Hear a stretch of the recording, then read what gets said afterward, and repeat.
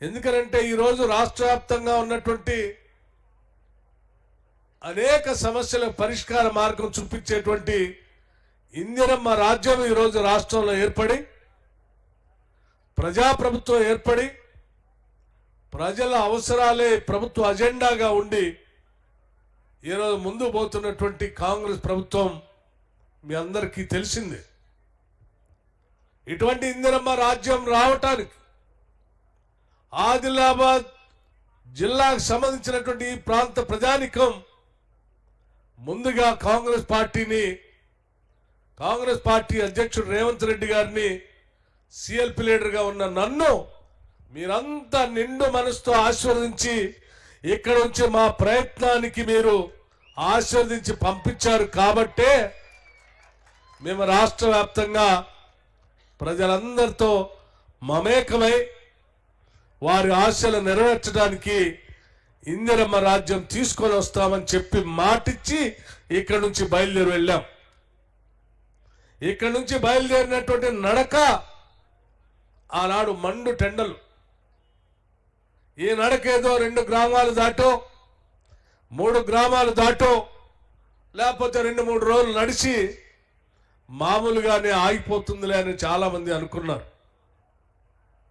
కానీ మీరిచ్చినటువంటి ఆశీర్వాదం బలం మీ దీవెనలు 2 రోజులు కాదు, లేకపోతే 2 గ్రామాలు కాదు, ఇక్కడ నుంచి బయలుదేరి చిట్ట చివరిగా ఖమ్మం కంక్లూడింగ్ జూలై 2వ తారీఖు వరకు కూడా దాదాపు 1000 గ్రామాలని కదిలిస్తూ నడుస్తూ మాట్లాడుతూ నడిచినటువంటి పీపుల్స్ మార్చ్ పాదయాత్ర మీ ఆశీర్వచనం వల్లనే పూర్తి చేయగలిగాం.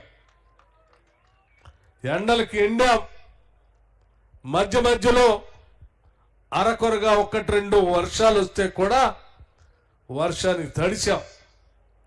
కానీ ఎక్కడ పాదయాత్రను మాత్రం ఆపే ప్రశ్నే లేదని చెప్పి మధ్యలో 2 సార్లు వడదెబ్బ తగిలినా నా వడదెబ్బ నా ఆరోగ్యం రాష్ట్ర ప్రజల సమస్యల కంటే ఇది పెద్ద సమస్య కాదని చెప్పి పక్కన పెట్టి రాష్ట్ర ప్రజల సమస్యల పరిష్కారం కోసం పాదయాత్రను కొనసాగించాం. ఆ పాదయాత్రలో మీ గుండె చప్పుళ్ళు విన్నాం, మీ బాధల్ని కళ్ళారా చూశాం, మీరు చెప్పినటువంటి మాటల్ని మనసు నిండా నింపుకొని అడుగులో అడుగు వేసుకుంటూ రాష్ట్ర వ్యాప్తంగా నడిచాం.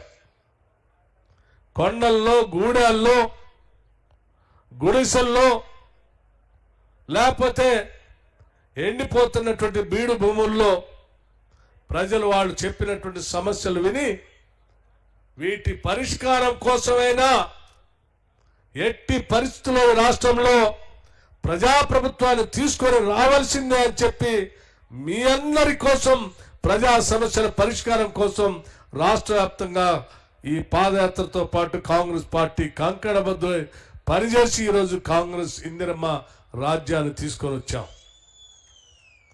వచ్చిన నాటి నుంచి నేటి వరకు కూడా ముఖ్యమంత్రి దగ్గర నుంచి మొదలు పెడితే మంత్రివర్గ సహచరులు అందరూ కూడా గెలిచిన కాంగ్రెస్ శాసనసభ్యులతో పాటు మిగతా శాసనసభ్యులు కూడా కలుపుకొని ఈ రాష్ట్ర ప్రజల ఆకాంక్షల్ని ఆశలు నెరవేర్చడం కోసం ముందుకు పనిచేసుకుంటూ పోతా ఉన్నాం. ఏ ఒక్కరోజు కూడా ఈ పాలనేదో మాకు అంది వచ్చినటువంటి అవకాశమేనో లేకపోతే అనుభవించాల్సిన అధికారం అని మేము ఎప్పుడు భావించలేదు.